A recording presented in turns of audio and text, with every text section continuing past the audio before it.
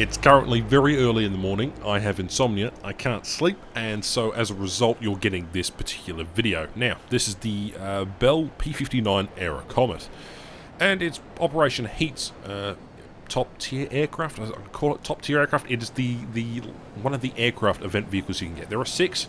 There are 2 ground forces, obviously 2 naval, and there is 2 aviation. Me being an aviation enthusiast, we'll start off with aviation. I probably won't cover the others at all because you can't necessarily play this vehicle in a dynamic campaign. Now, we'll be going over the stats as we know them about this particular vehicle and what you can expect and how it basically plays like. But first, we sort of need to have a look at the development of the particular aircraft. It's particularly interesting.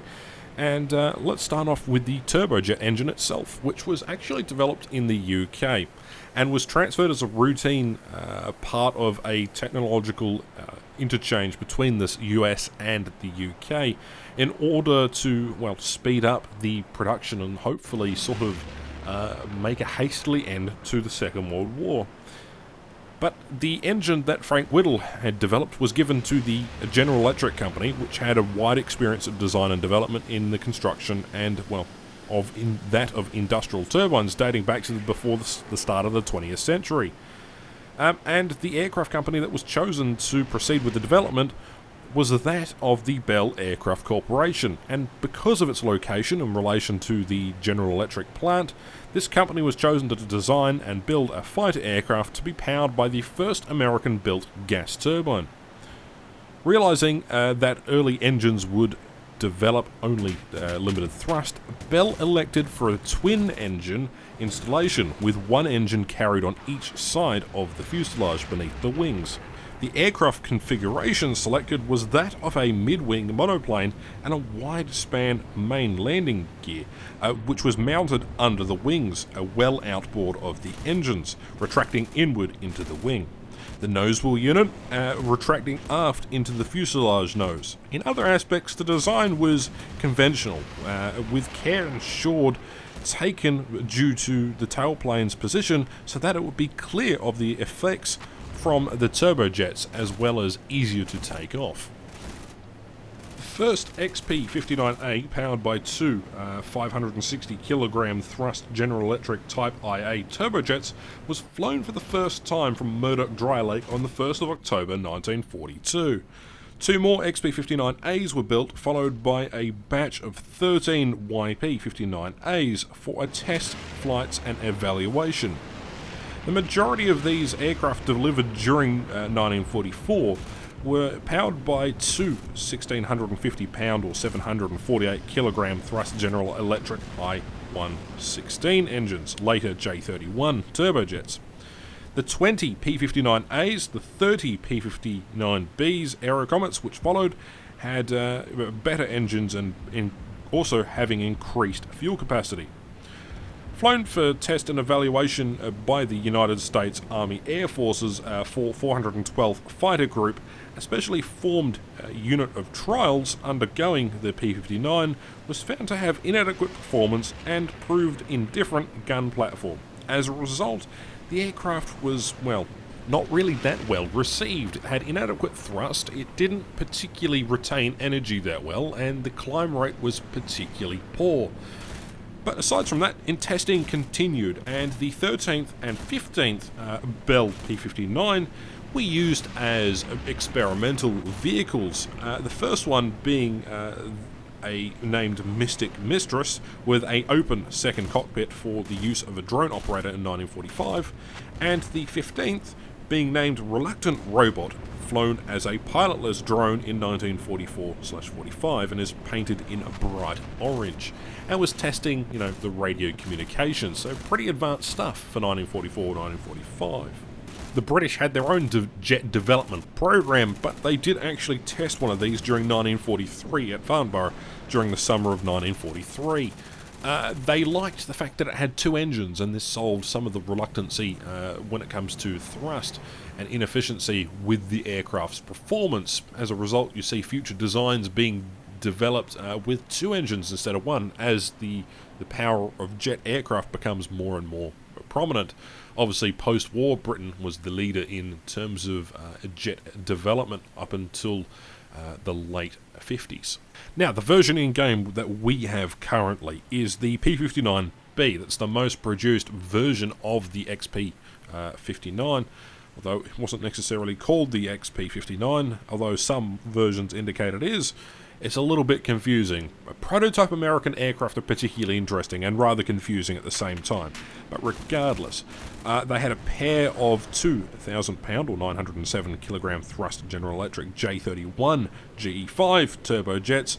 The performance allowing it to have a maximum speed of 409 miles an hour or 658 kilometers an hour at 35,000 feet, which is 10,600 meters, a cruising speed of 375 miles an hour or 604 kilometers an hour, a service ceiling of 42,000 feet or 14,000 meters, a range of 400 miles or 644 kilometers, and obviously there is armament, and it's armed with 137 M4 cannon and 3 50 cal 12.7mm machine guns mounted in the nose. Obviously in War Thunder it's going to be a little bit different. It's unclear what version of gun this is, although let's hope they go standard as per the history books. The 50 cals, no problem. They are mounted a little bit offset. Obviously the cannon is on one side as well. It's a little bit to get used to in preparation for flying this aircraft. I do recommend that you fly some of the P-39s with the 37. It's a gun that's short, fires, and is really sort of lackluster. The packing punch, if it hits, is really good, but in terms of like long-range engagements, it's particularly annoying because the shell tends to explode past 600 meters. So you've got that as well. Alright, let's do some general tests in War Thunder here. We've just taken off, and as you can see, the performance is not great off the get-go. The takeoff run was kind of long, the acceleration is really poor. This is probably something that's going to plague this aircraft, and that's probably one of the reasons why they didn't end up by producing this in mass, although there was certainly a lot of these aircraft made. But anyway, we're sort of just getting speed here, and what we're going to do is I'm going to cut it here. We're going to try and belly land the aircraft and see if that's feasible. Obviously the massive engines right there. That should provide a stable bed to see if we can just sort of land this without the landing gear if need be. Alright, here we go. So we're going to come in on final approach here. I know the takeoff run was a little bit short, but it should give you an idea of what the maneuverability is like, particularly on this aircraft. And the wings provide a decent amount of lift. It is quite absurd. But anyway, regardless, we're just going to slide in here. We are travelling a little too fast here. And just smack down on the engines and just touch the elevator just a little bit. I'm going to wiggle the rudder here just a little bit. Hopefully that will slow us down. Hopefully we get to the very end of the runway. At least that's the plan. And just slide it just a little bit more. And yep, this just proves that you can actually belly land this particular aircraft, which is really neat, especially if you're in a rush or, need excess ammo or fuel or are particularly damaged. Alright, we're going to do another test to see what the wing rip speed is, because it's particularly interesting to find out how far you could push this aircraft before the wing rip, so we're going to do so. Alright, just checking that we're just sort of gaining a little bit of speed, and just a shallow decline here, and we're going to just bolt it down here. 3, 2, 1, around we go, and do a loop-de-loop. Under we go. And we're just going to dive straight down. Hopefully we can see what speed we rip at. Now we're passing 800 kilometers an hour right now. We've got the reduced speed warning and snap right at 881. So there you go. And plummet into the ground. Why don't we? It does struggle to get up to altitude, and that's kind of a bit of a lackluster feature. However, at medium altitude, around 2,000 meters, it starts to gain speed pretty damn quickly. We're just passing 400 kilometers now. You could end up doing roughly 600 kilometers an hour in level flight, around 2,000, 2,500 meters up above. Other than that, well, it's got a pretty decent looking cockpit. It's pretty interesting. There's all sorts of interesting panels to look at and read. Obviously, there's a caution on the landing gear not to operate when on the ground. It's obviously the manual wind crank for when the landing gear is not working. That is a big fuck-off handle if I've ever seen one. And there's a bunch of other various interesting bits and pieces. Alright, final thing we're going to have a look at before we have a look at a conclusion. The maneuverability of this aircraft is really, really good. Obviously, the wings generate a lot of lift, but that also generates a lot of drag. So you can see here it turns in a pretty tight circle. It reminds me of a early Meteor in a way, just with that capability. Armor power for offensive targets is lackluster. I wish there were more variants available, maybe even 20mm cannons. That would be something that would be a little bit better. Now, time to test the elevators just a little bit. Obviously, we've pulled up, we're just seeing what the speed energy retention is. Not great. Anyway, we're going to roll it into an inverted roll, and you can just see the elevators perform pretty damn well. Roll the wings back over, and so far, the agility of the aircraft is not bad. Alright, last thing. But say if you're getting chased by a particular super prop, maybe you're getting chased by a Spitfire, or maybe you're getting chased by a 109K4. This thing is rank 4. I'm just testing the flaps there to see if they would rip off completely. But regardless, we're gaining speed very, very slowly, sort of stabilising around 630-ish kilometres an hour. But even then it's struggling to get to that. We're at 620 right now. The other thing to notice, it has got 105% WEP, so it's not too bad, but the performance of the aircraft could be, well, more desired. If it had a little more acceleration and if it wasn't so terrible at climbing, that's one of the other vehicle's downfalls. Its thrust or acceleration is really lackluster.